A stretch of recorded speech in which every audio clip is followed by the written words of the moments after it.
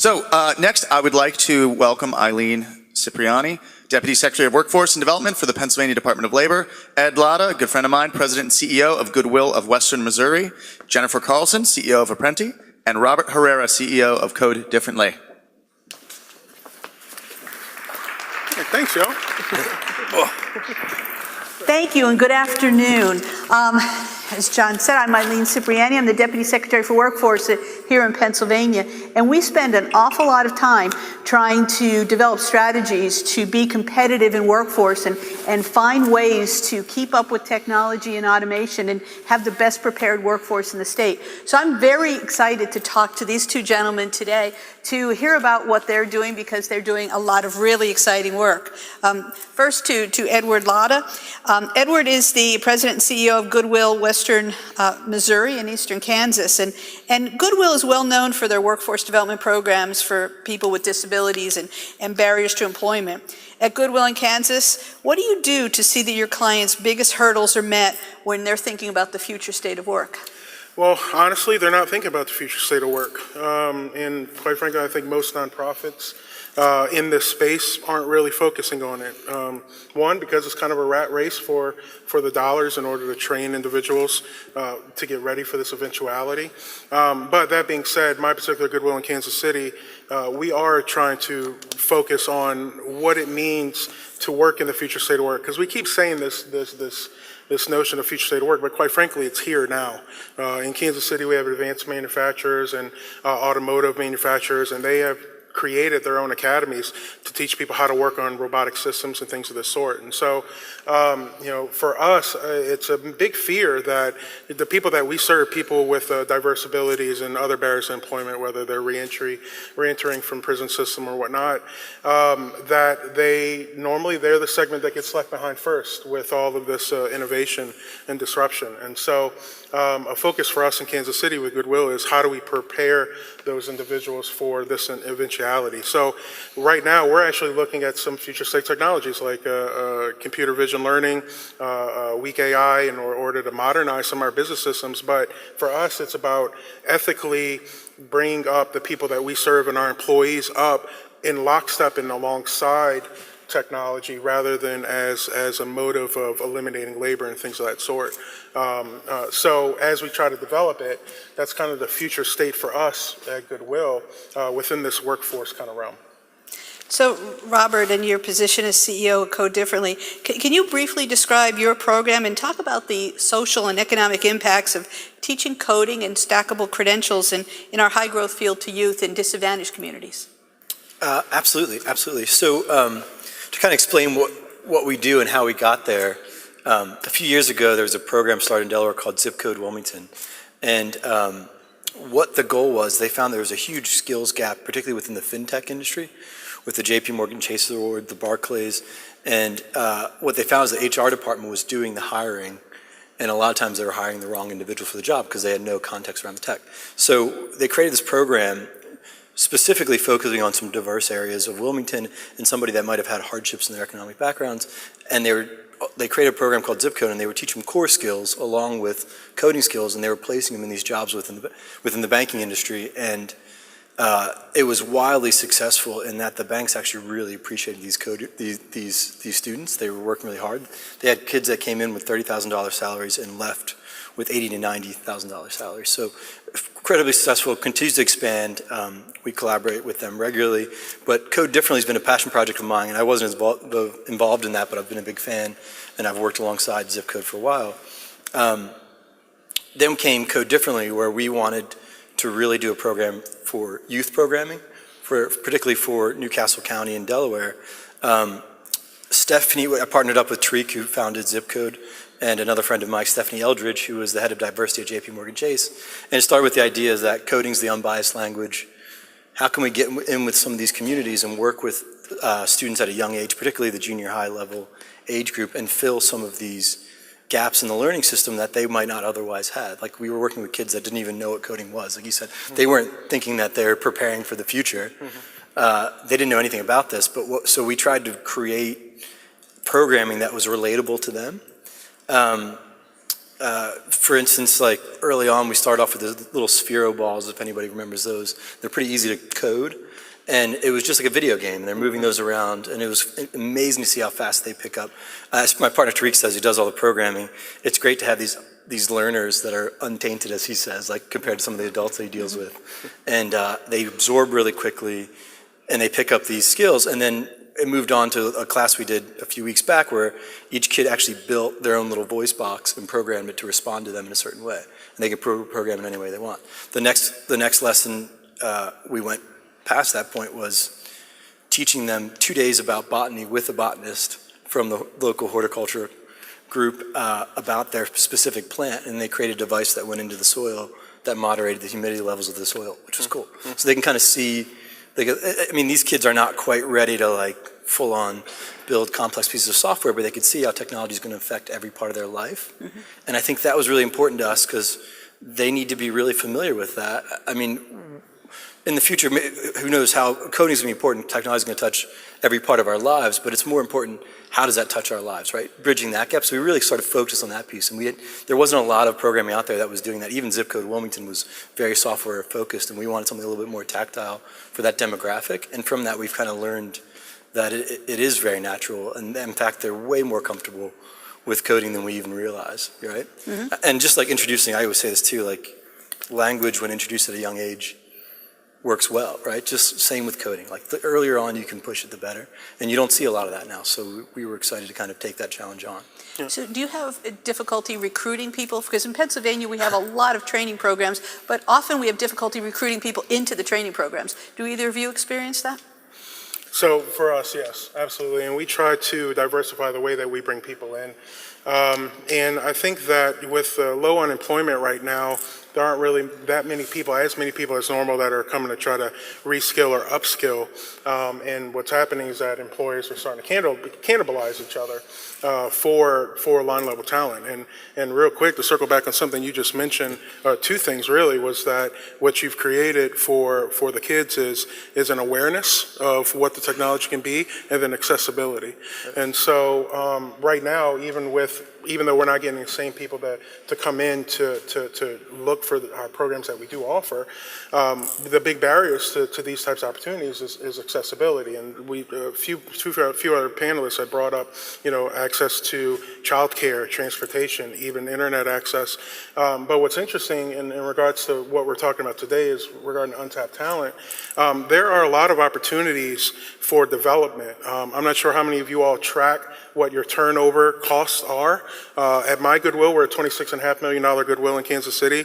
Our turnover probably costs us about $1 million a year. Averages about $2,500 to $3,000 a person for turnover. And when you think, and when that's compounded for high skilled jobs, the amount of waste in that process. So reinvesting those funds in early development, and there are opportunities out there for unique talent. Military spouses. How many of you knew that military spouses in one particular state is considered a disadvantaged population? And it's because they move around so often. That's a particular group of individuals that would embrace training for mid and high tech jobs because it is easily transferable to wherever they move when they follow their spouse. Reentry population, working with prisons, they have a lot of time on their hands. They have motivation to not go back. And when you think about recidivism and the impact on society, if you're able to help that, not only is it an opportunity for you and your businesses, what it is a huge societal impact based on what you'd save on victimology, criminal justice system, prison system, all of those ancillary costs on society. And so, but yet these are opportunities for new types of employees, way to tap unrealized talent. And then of course, population that we work a lot with are people with diverse abilities, people with disabilities. And a lot of people with disabilities, you don't know they have disabilities, they don't show them.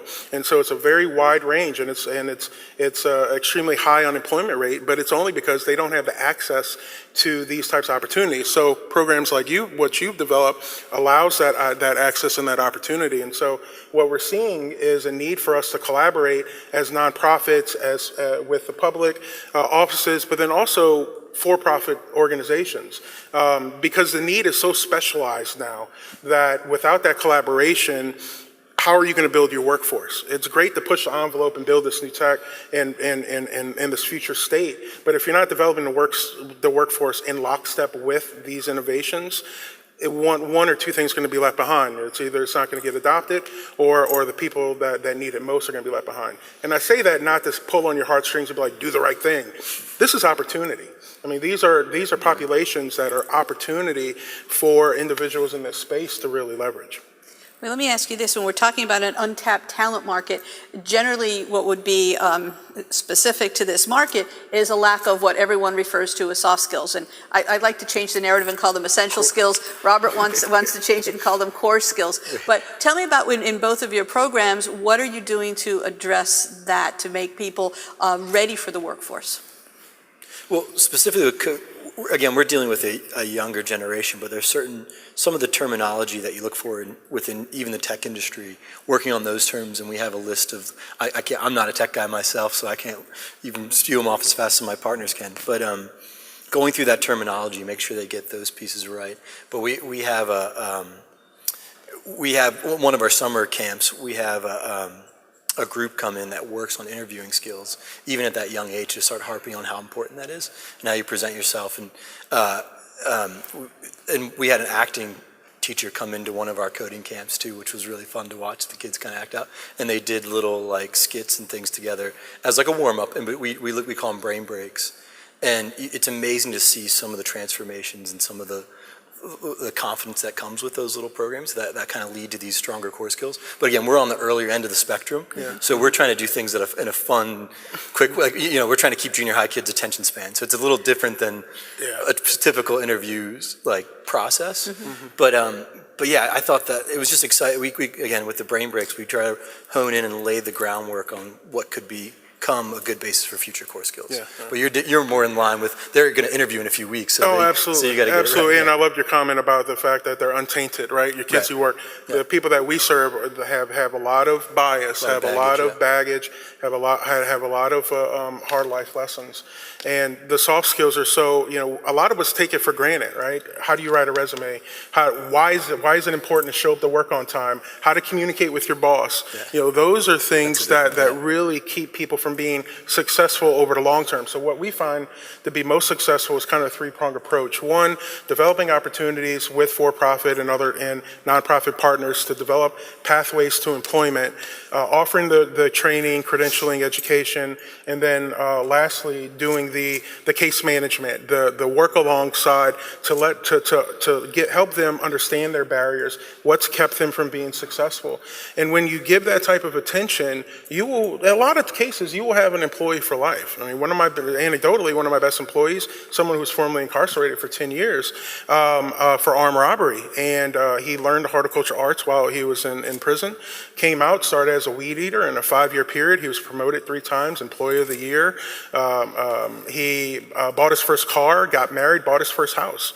And it was only because we were able to give him opportunity, we were able to give him training, education, and we were able to work in lockstep to say, hey, this is what got you where you were. How do we fix the problem? And so the programs that we try to do has that holistic approach, because if you're just doing one thing, for individuals who have had problems or barriers, they're going to repeat. And so really looking at it from a different perspective and understanding the true costs, again, of turnover and what it means to onboard and train and background checks and the institutional knowledge loss. I mean, so all of that, to me, is a case for investing in untapped talent, whether it's with Goodwills or Salvation Armies or Catholic Charities. There's a ton of nonprofits and, of course, with state and local government, a ton of opportunities to really tap into that. But I implore everybody here to really look at that collaborative approach with different entities to try to grow your talent pool.